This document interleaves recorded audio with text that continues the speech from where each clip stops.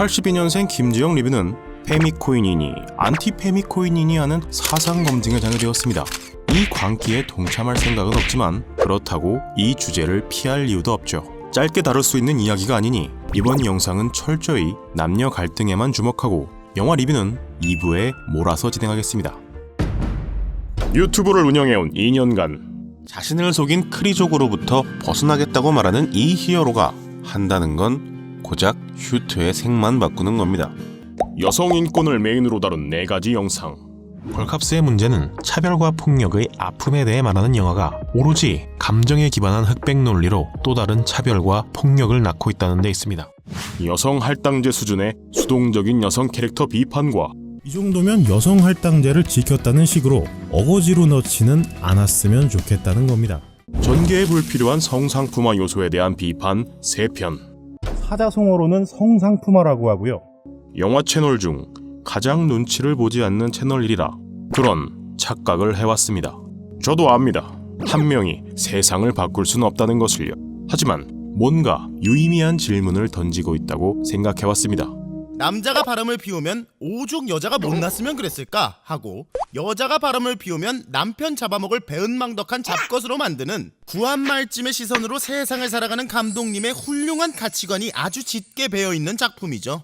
이 댓글을 보기 전까진 말이죠. 이 댓글 하나 여성분들의 의견만을 말하는 게 아닙니다. 쿵쾅쿵쾅 82톤 김지영 어차피 쓰레기일 영화. 페미의 주장과는 다르게 외모가 뛰어난 배우를 캐스팅했으니 안 봐도 뻔하다. 많은 좋아요를 받은 댓글들도 이 문제에 대해 제가 늘 부탁드리는 것과는 거리가 먼 모습이었습니다. 뭐가 문제일까?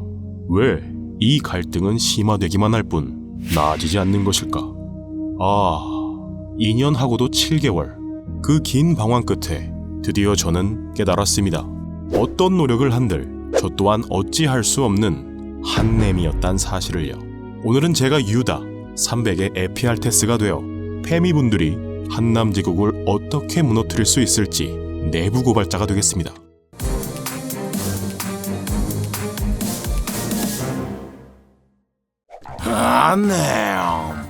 이 종족은 남성, 더 좁게는 한국에서 태어난 남성을 뜻합니다. 아니 엄밀히는 여성도 일부 포함됩니다. 같은 여성임에도 집단지성에 함께하지 않고 감히 개인적인 생각이란 걸 하는 가난무도한 무리를 보셨을 겁니다. 남성과 여성이 함께 아이를 낳는 이 안타까운 현실에서 발생하는 피조물로 그들은 한남의 신체적 특징은 가지지 못한 대신 한남 특유의 이성적인 사고와 비판 능력을 가졌기 때문에 집단지성에 함께하는 영광을 누리지 못하는 것입니다. 이들은 신체적 특징을 제외하면 한남과 같은 사고 회로를 지녔기 때문에 편의상 생략하고 설명을 이어가겠습니다. 한남은 무신경하고 잔혹하며 강력한 신체 능력을 보유하고 있죠. 여성에겐 없는 추잡한 욕구인 성욕을 가지고 있기 때문에 통제가 불가능한 원초적인 무리입니다.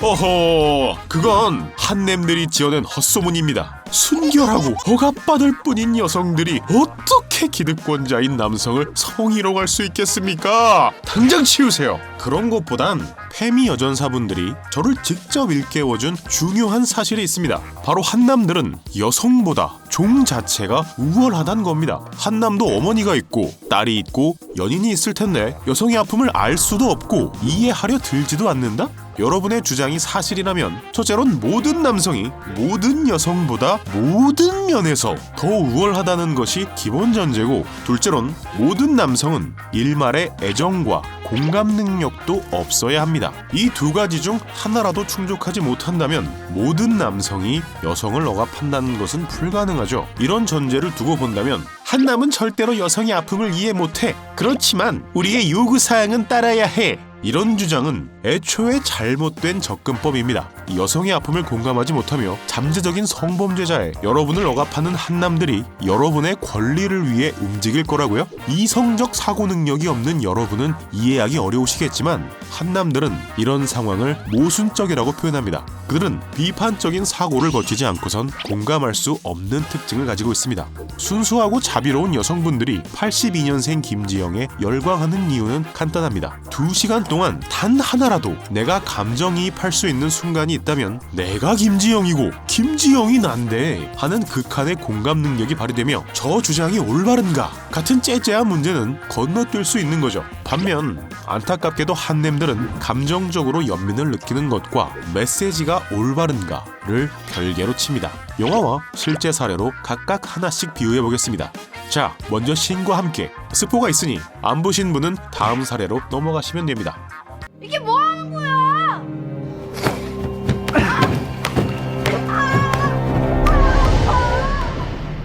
이 장면에서 많은 분들이 안타까운 느낌을 받고 슬퍼하셨을 거라 생각합니다. 그런데 이 장면이 감정을 자극할 수 있는 이유는 높은 확률로 삐걱댈 수밖에 없는 부모 자식의 관계를 떠올리게 만들기 때문입니다. 아이는 인격적으로 미성숙한 시절을 부모님과 함께 보냅니다. 그리고 어른인 부모님이라고 인격적으로 완벽한 것은 아닙니다.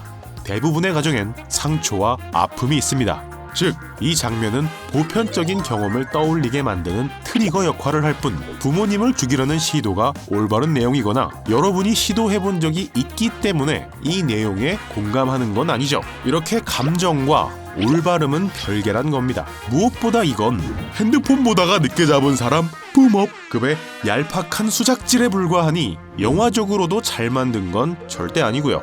또 다른 예시는 최근 한 유튜브에 검은머리 외국인이 임신 중 암을 발견하고 미국에서 아이를 낳은 뒤에 한국에서 암을 이겨내고 다시 미국으로 돌아가는 영상이 올라왔습니다. 나도 이렇게 힘냈으니 여러분도 화이팅! 하는 이 훈훈한 영상이 왜 논란이 됐을까요? 이게 비판받는 이유는 막 태어난 아이와 떨어져 있다가 암을 이겨내고 몇 년 만에 자식을 만나러 가는 그 모습에 아무런 감동도 느끼지 못하는 것이 아니라 아이도 미국인, 본인도 미국인인 상황에서 암이 걸린 상태에서도 굳이 미국에서 애를 낳고 암이 낫자마자 돌아간다는 건 이 가족이 한국인의 사회적 보장제도인 국민건강보험을 악용했기 때문입니다. 2016년도만 해도 외국인의 건강보험 지출 규모가 5,532억에 달하고 지금도 점점 늘어나는 상황이니 이걸 인간 승리처럼 포장하는 건 부적절하다는 거죠. 그 돈이면 제대로 세금을 내고 있는 한국인에게 더 많은 혜택을 줄 수 있을 테니까요. 이처럼 한남의 사고회로는 이 여인이 얼마나 안쓰러운가의 감정과 제도를 악용했다는 잘못을 따로 보게끔 디자인되어 있습니다. 그리고 82년생 김지영은 공감용 트리거는 빼곡히 채워져 있지만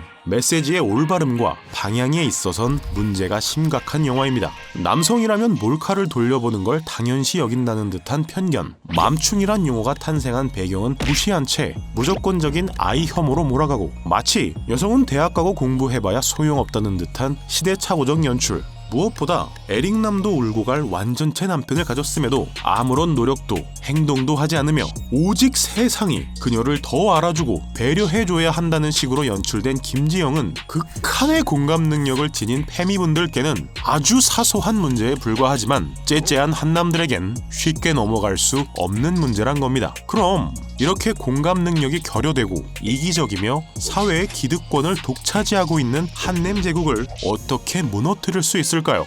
아주 간단합니다. 돌아오는 게 없어서 움직이지 않는다면 움직이게끔 혜택을 주면 됩니다. 이미 기득권층인 한남에게 더 혜택을 주자니 끔찍하다고요? 여러분은 예외 없이 피해자고 억압받는 대상입니다. 그 말은 여러분이 약자란 거죠.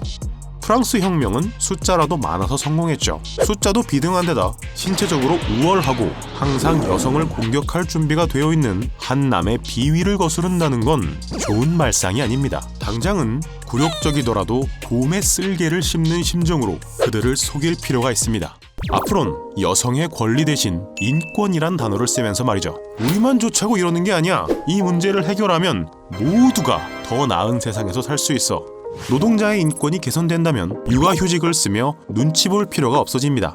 퍼스널 스페이스에 대한 존중이 생긴다면 시어머니의 지나친 간섭도 사라질 겁니다. 인권의식을 향상시키면 이 모든 문제가 함께 사라집니다. 이 전략은 역사적으로도 높은 성공률을 자랑합니다. 전 세계적으로도 여성의 권리 향상은 대부분 인권 향상과 함께 이루어졌거든요.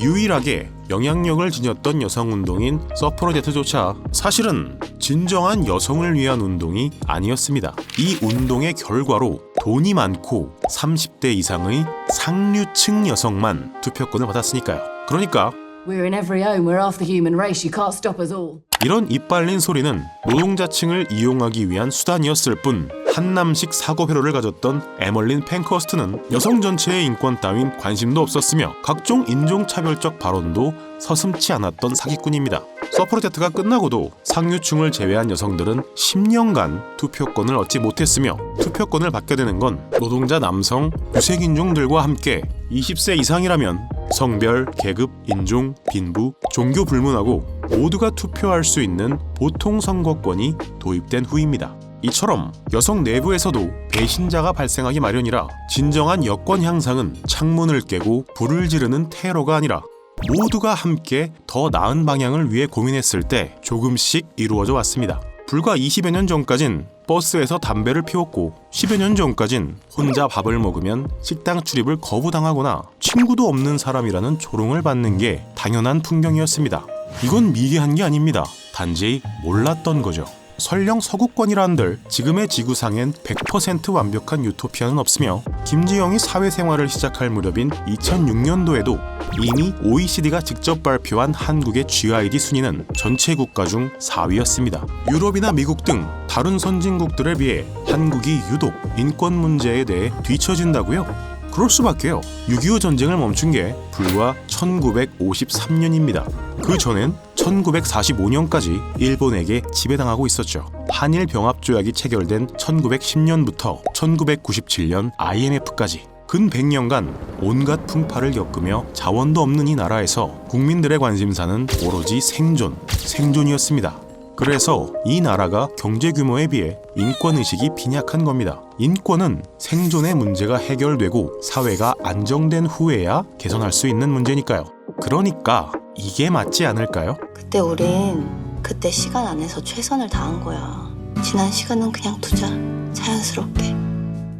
이건 여성이 살기 힘든 나라가 아니에요. 돈 없는 사람이 살기 힘든 나라고 나이와 직함이라는 벼슬 없는 사람이 살기 힘든 나라입니다. 진짜 해결해야 할 문제는 인구 5천만 국가에서 대학 20개 밑으론 지잡대도 모자라 설잡대 소리까지 듣는 이 미친 피라미드 아닙니까? 서영고나 가야 좀 어깨 피고 다니고 그 밑으론 내리 죄인이에요. 그리고 그 대단한 서울대에서는 청소 노동자가 한평 휴게실에서 에어컨도 없어서 죽어가는 게 지금 이 나라의 현실입니다. 말로는 착하게 살고 직업에 귀천이 없다 그러죠. 근데 솔직히 세 글자만 깔아주면 착하면 호구고 돈 못 벌면 패배자 취급해. 개새끼는 그냥 개새끼인데 능력 있는 개새끼는 그 결함을 인간미라고 포장을 해요. 본인이 아니라 주변에서 자발적으로. 왜? 공교육조차 좋은 대학 가면 와이프가 바뀐다고 가르치는 나라니까. 이런 환경 속에서 자연스럽게 생겨나는 무의식적인 편견부터 고쳐야 합니다. 또한 인권의식의 개선에 힘쓰는 한편 돈 없고 힘없는 사람이라도 서럽게 살지 않도록 국가의 시스템에 허점이 없나 주시해야 합니다. 다들 눈이 높아서 대기업에 목매는 게 아니잖아요. 중소기업은 월급을 떠나서 근로 환경이 막장이라 기피하는 거지. 고급 공무원 시험이 과거급제 수준인 이 상황이 20년을 뼈 빠지게 일해도 내 집 하나 마련할 수 있을까? 희망을 품는 것조차 숨가쁜 이 상황이 문제인 겁니다. 국회의원 소리 들을 정도로 멱살 쥐고 욕해대고 인지도 쌓으려고 발버둥치는 정치인들이 왜 이 국민적 관심사에 대해선 비판적인 태도를 보이지 못하고 공조하거나 못해도 중립을 지키는 소심함을 유지할까요? 진짜 한남들이 타고난 기득권이라? 실제로 여성이 포기해야 했던 시대를 살아온 윗세대의 죄책감도 있겠죠. 하지만 주된 이유는 이 불행의 원인이 남녀 갈등이 아니라는 게 밝혀지는 순간 이 분노가 향할 곳이 정부기 때문입니다. 인구 5,100만 나라에서 서울 경기도에만 2,300만 명이 살고 있는 작금의 상황엔 그들의 책임이 적지 않으니까요. 다시 한번 말씀드립니다. 남성 전체를 적으로 돌리고 여성 내부에서도 반발을 사는 지금의 방법은 구조적으로 절대 과반수를 넘길 수 없습니다. 그리고 민주주의 사회에서 과반수 이하의 숫자는 0과 다를 게 없죠. 여성의 권리 대신 인권, 같은 결론을 위해 관점을 바꾸는 것만으로 변화는 더 빠르고 정확하게 찾아올 겁니다. 끽해봐야 100년 살면 잘 버틴 게 인생인데 변화는 빠를수록 좋지 않을까요? 여러분의 매일이 평안하시길.